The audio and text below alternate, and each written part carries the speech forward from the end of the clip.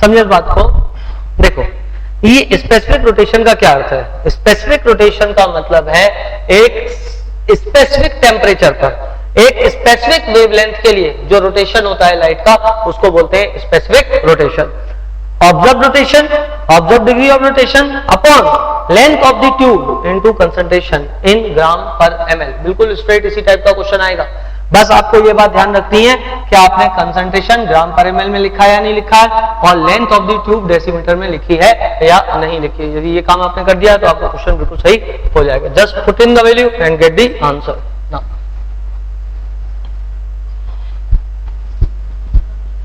हाँ, पूछो बेटा, आप थोड़ा माइक को पास में लाके पूछे क्वेश्चन। हाँ,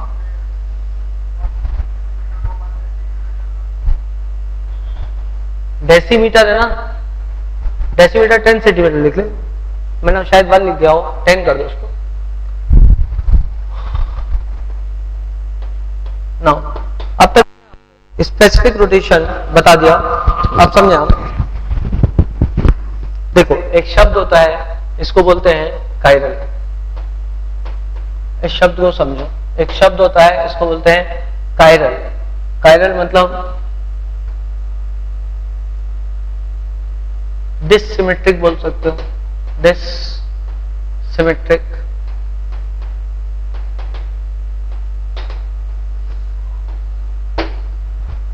कायरल सब्सटेंस या कायरल ऑब्जेक्ट्स या कायरल एटम, पहले तुम समझो क्या होता है। Chiral atom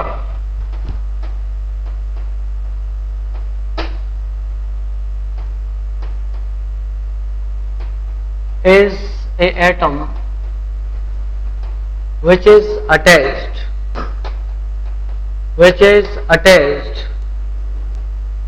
to 4 different atoms, which is attached to 4 different atoms is a chiral atom।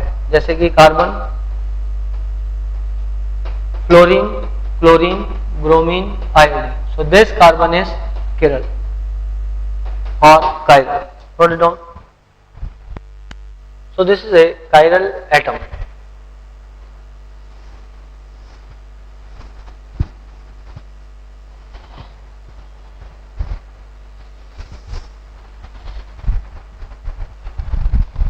एक शब्द होता है जिसको बोलते हैं चिरलिटी।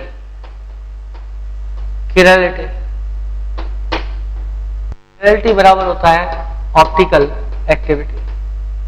Optical activity, if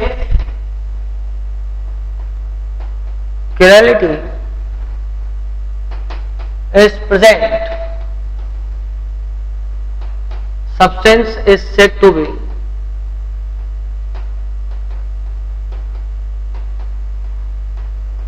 optically active. यदि चिरलिटी प्रेजेंट है तो सब्सटेंस ऑप्टिकली एक्टिव होगा। The substance is said to be optically active. हाँ, okay.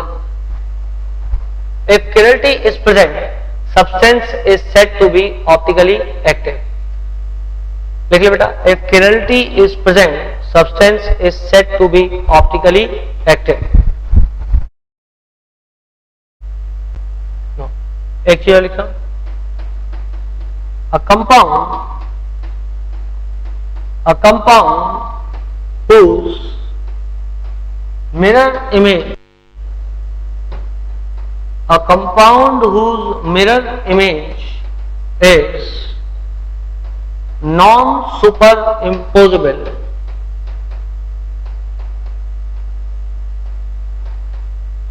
a compound whose mirror image is non-superimposable is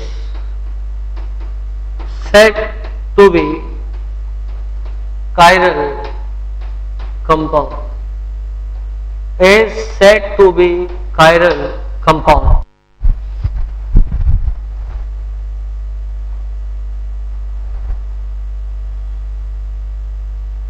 Is said to be chiral compound.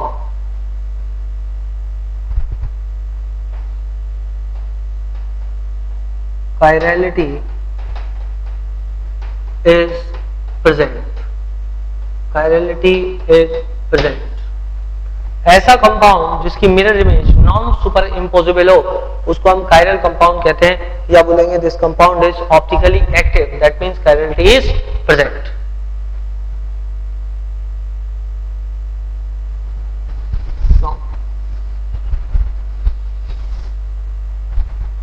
समझो, carbon, iodine,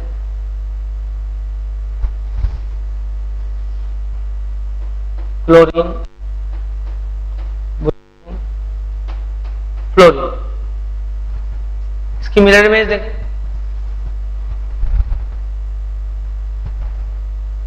इसकी mirror image देखेगा तो carbon, fluorine,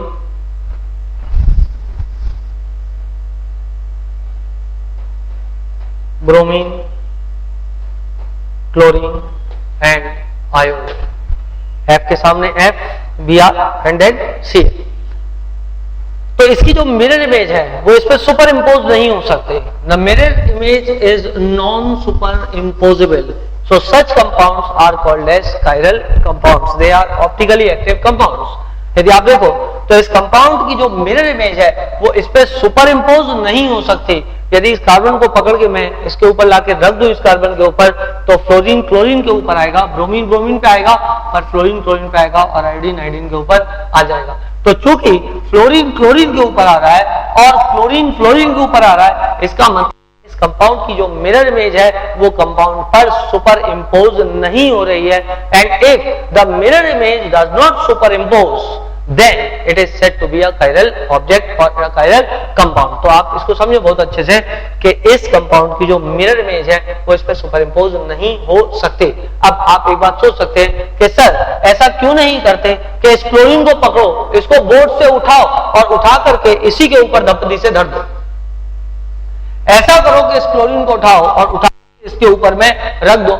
यदि ऐसा होगा तो निश्चित रूप से जो है ओवरलैप कर जाएगा, परंतु never pull anything out of the plane of the paper in stereochemistry। stereochemistry के रूल्स के अगेंस्ट है ये, किसी भी चीज को प्लेन ऑफ द पेपर से नहीं उठाना है।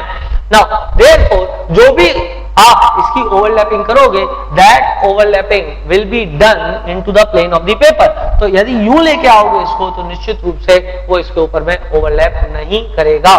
तो ऐसा कंपाउंड जिसकी मिरर इमेज उस पर ओवरलैप ना होती हो, इस कंपाउंड को हम ऑप्टिकली एक्टिव या चिरल कंपाउंड कहते हैं। And chirality is said to be present. तो ये आप लिख चुके हो अब तक। इस कंपाउंड में कायरलिटी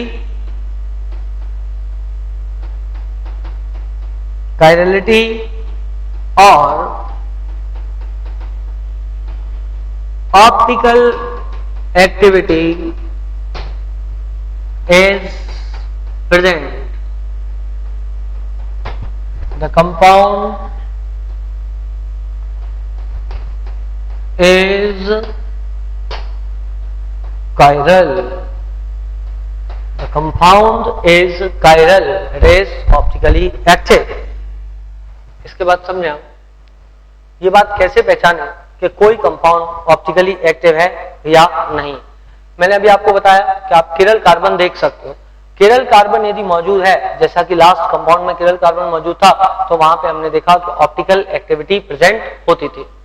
बट एक बात है कि ऑप्टिकल एक्टिविटी जरूरी नहीं है कि किसी कंपाउंड में यदि चिरल कार्बन मौजूद है तो ऑप्टिकल एक्टिविटी रहे।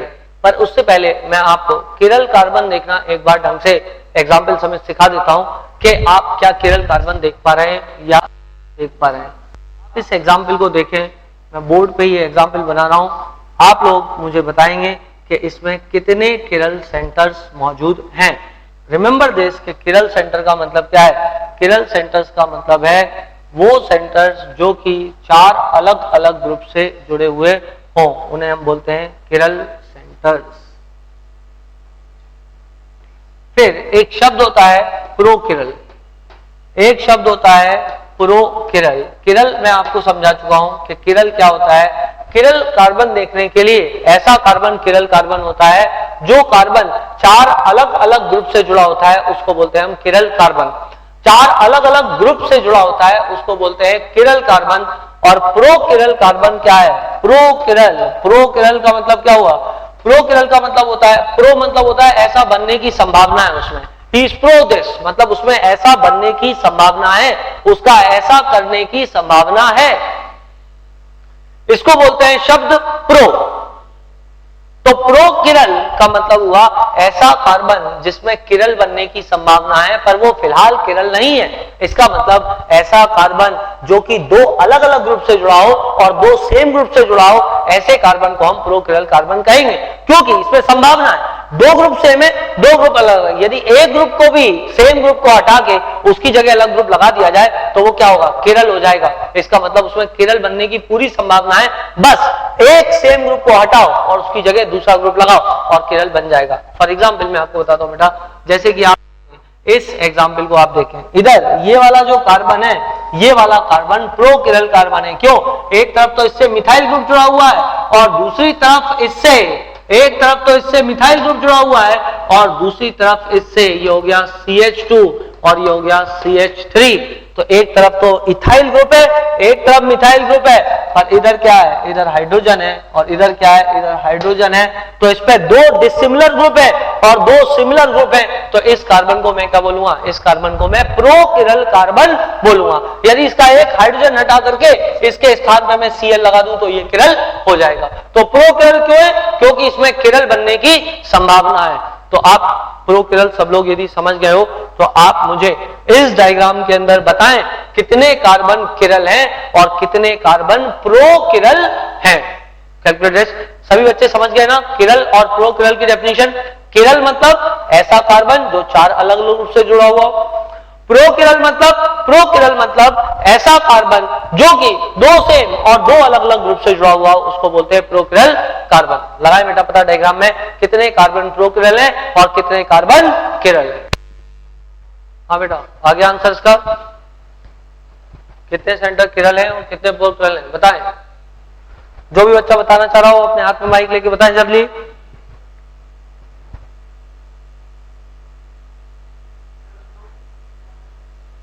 होशियार बच्चे अच्छे से बोलो। हाँ ओके, किरल 0 प्रोकिरल 6। कोई और बच्चा? हाँ 12 किरल,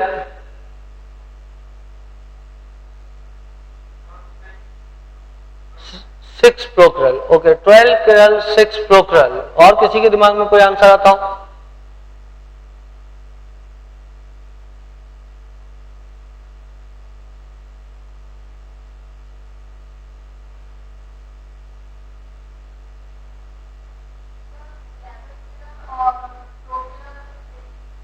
इलेवन किरल और प्रोकिरल 6। ओके अब मैं अपन इसमें देखने की कोशिश करते हैं कितने किरल है। देखो नंबर 1, ये ग्रुप और ये ग्रुप अलग अलग है, ये ग्रुप और ये ग्रुप अलग अलग है। देख बेटा ये कार्बन और ये कार्बन तक तो फिल्म सेम है, उसके बाद इस कार्बन पे मिथाइल ग्रुप लगाए, बट इस कार्बन पे देखो इधर एक ग्रुप जा रहा है, इधर एक ग्रुप जा रहा है, ये आर्म और ये आर्म अलग अलग हो गई। बात समझ में आ गई? इधर क्या है? इधर है मिथाइल ग्रुप। अब इधर कार्बन पे टोटल बॉन्ड कितने बनते हैं? 4 बनते हैं। एक कोना ये कार्बन होगा, 3 हेडेड हाइड्रोजन होंगे तो ये CH3 हो गया। इधर क्या हो जाएगा बेटा? एक छुपा हुआ हाइड्रोजन हो जाएगा। क्यों हो जाएगा छुपा हुआ हाइड्रोजन? क्योंकि एक कार्बन कितने बॉन्ड बनाता है? 4 बनाता है। चूंकि यहाँ पे कुछ नहीं था तो क्या होगा? छुपा हुआ हाइड्रोजन, यहाँ पे हिडन हाइड्रोजन होगा। ये देखो ये आर्म अलग, ये आर्म अलग, ये CH3 और ये H, इसका मतलब ये किरल कार्बन हो जाएगा। अब इस कार्बन को देखो, ये कार्बन में ये वाली आर्म अलग है, ये वाली आर्म अलग है, क्योंकि इस कार्बन से ये कार्बन जुड़ा है, जबकि इस कार्बन से दो छुपे हुए हाइड्रोजन जुड़े होंगे। ये आर्म और ये आर्म बिल्कुल अलग अलग है। ये मिथाइल ग्रुप है, इस पे एक हिडन हाइड्रोजन हो जाएगा। This is also a chiral carbon. Now see this one, ये आर्म और ये आर्म अलग है, एक हिडन हाइड्रोजन हो जाएगा। This is also a chiral carbon. हाँ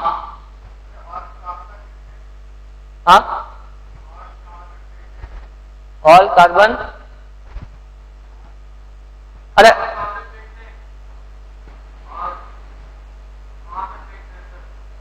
कहां से देखते हैं? जहां तक डिफरेंट ना मिल जाए वहां तक देखते हैं, समझ गए? जब तक देखो जब तक कि अलग ना दिख जाए, यदि अंत तक अलग ना दिखा तो मान लेना सब कुछ सेम है। क्लियर है बेटा इतनी बात? आओ आगे बढ़े। होशियार बच्चे इसके बाद इस पे आ जाते हैं, इस पर आ गए, ये अलग ये अलग ये अलग, एक छुपा हुआ हाइड्रोजन, इस पे डॉट लगा दे, ये हो गया। इस पे एक हाइड्रोजन लगा दे, एक और हो गया। इस पे एक हाइड्रोजन लगा दे, ये एक और किरल कार्बन हो गया। ये एक और किरल कार्बन है, ये एक और किरल कार्बन है, ये भी एक किरल कार्बन है, ये भी एक किरल कार्बन है, ये भी एक किरल कार्बन है, ये भी एक है। इस तरह से किरल कार्बन बहुत सारे हो गए, 1 2 3 4 5 6 7 8 9 10 11 और 12। किसी होशियार बच्चे ने इसको 12 बताया था। 12 किरल कार्बन यहां पर मौजूद हैं। So 12 chiral carbons are present. Second question था कि यहां पर प्रो किरल कार्बन कितने हैं। देखें बेटा, सबसे पहले इधर 2 हिड्रोजन हाइड्रोजन, ये 2 सेम हो गए, ये ग्रुप और ये ग्रुप अलग है, इसलिए ये पहला प्रो किरल कार्बन हो गया। ये भी प्रो किरल कार्बन हो जाएगा उसी तरह से। इसके बाद जो कार्बन आता है वो ये वाला आता है, ये वाला कार्बन भी प्रो किरल कार्बन हो जाएगा और ये वाला कार्बन भी प्रो किरल कार्बन हो गया।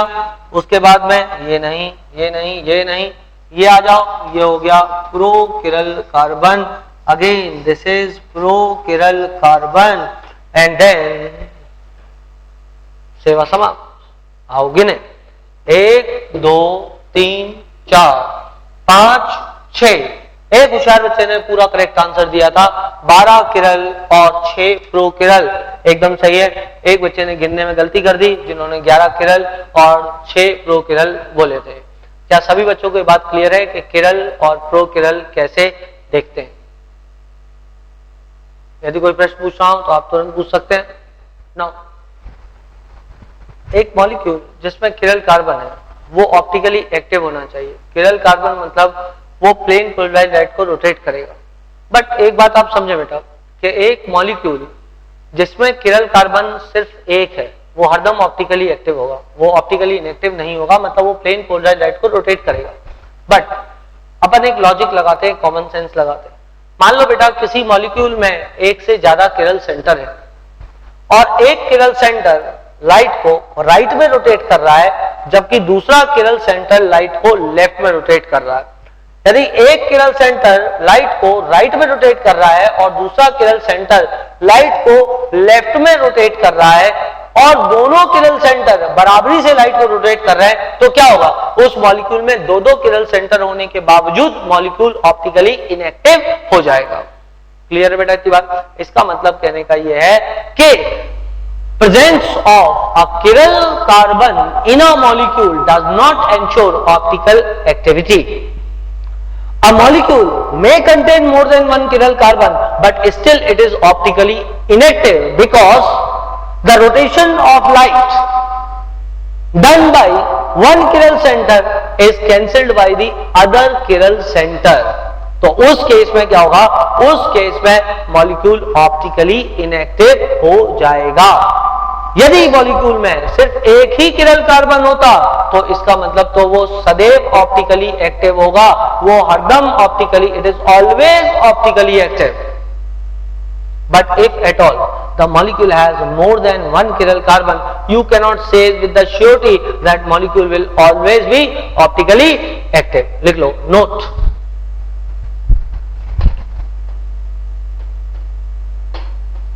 Presence of a chiral, presence of a chiral carbon, presence of a chiral carbon in a molecule, presence of a chiral carbon in a molecule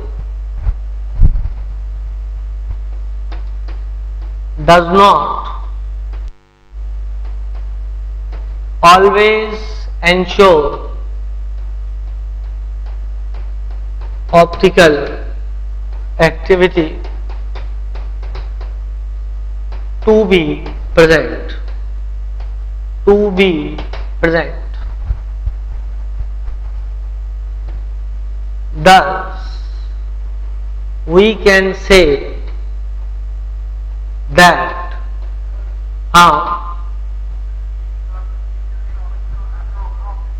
एक कार्बन है तो हाँ बेटा उस केस में तो ऑप्टिकली, यदि किरल कार्बन है तो 100% ऑप्टिकली एक्टिव हो। मैंने लिखा है presence of a chiral carbon, presence of a नहीं मतलब presence of chiral carbons in a molecule does not always ensure optical activity to be present. Thus we can say that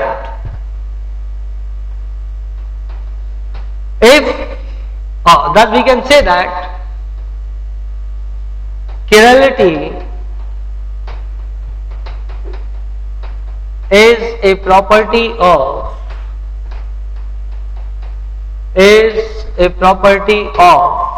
a molecule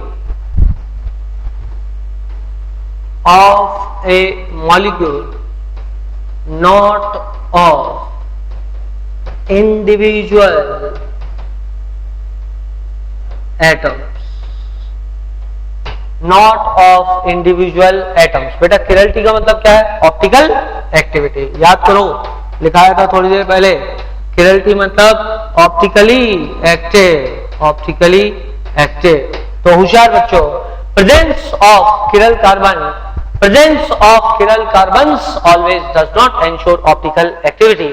The chirality is a property of a molecule. Molecule chiral है, chiral होता है, जबकि atom जो है, atoms में optical activity हो सकता है। एटम, एक एटम लाइट को राइट में रोटेट कर रहा हो, बट उसी मॉलिक्यूल का दूसरा एटम क्या करेगा? लाइट को रोटेट नहीं करेगा। इसका मतलब जो ऑप्टिकल एक्टिविटी है that is a property of a molecule, not of a individual atom. Clear है थी बात तुम लोगों को? Now in the next lecture we will discuss this further stereo.